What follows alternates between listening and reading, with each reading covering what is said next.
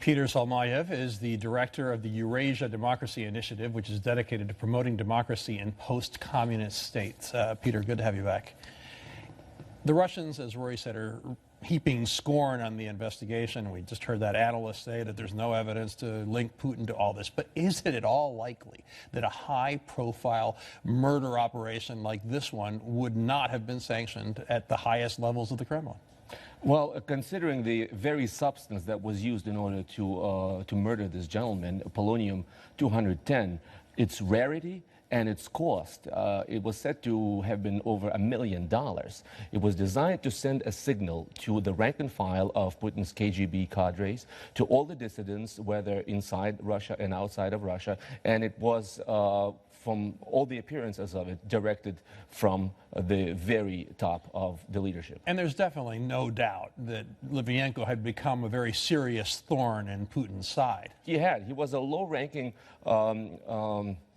functionary in the KGB, but since the late 90s, when he went into exile in London, he befriended subsequently Boris Berezovsky, who was one of the chief nemeses of Vladimir Putin. He went very public. He wrote 2 books where he accused the KGB of masterminding apartment bombings in Moscow in 1999, and he was also actively, at the time of his murder, cooperating with British and Spanish intelligence agents regarding the Russian government's ties with organized crime.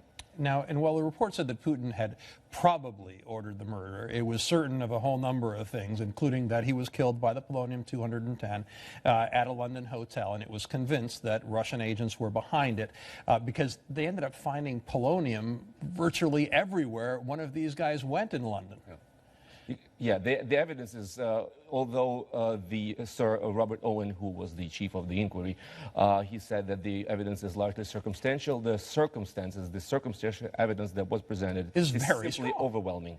And, you know, not only will these 2 Russians probably not face justice, I mean, it really isn't likely, because one of them is a member of the Duma. Right. And last year, Putin gave him a Medal of Honor. Exactly. So do you think anybody will be held to account? I think we'll have to wait for the Putin regimes and for history to pass its ultimate judgment on this, and for the perpetrators to be brought to account. What do you think this will mean for relations between the United Kingdom and Russia? There's been a little bit of rapprochement because we're trying to work together with respect to what's happening in the Middle East.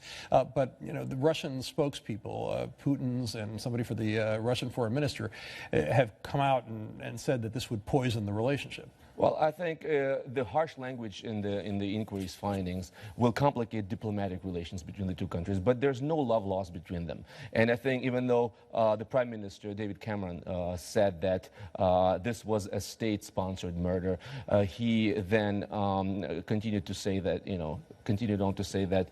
Russia is very important for any future peace negotiations in Syria. Russia is an important player, and I think that these findings are very, very important, but their importance lies chiefly in its symbolism, and I think it's, once again, it's for the future to decide. Could they also be important in drawing more attention to some of the high-profile cases where Putin has also been accused of being behind them, like the Boris Nemtsov or the Anna Politkovskaya? I think it does draw more public, attention to those cases, and I think many more remain to be discovered. Once again, we would have to wait for the end of Putin's era to find out. Peter Zalmayev, always a pleasure to have you with us. Thank you.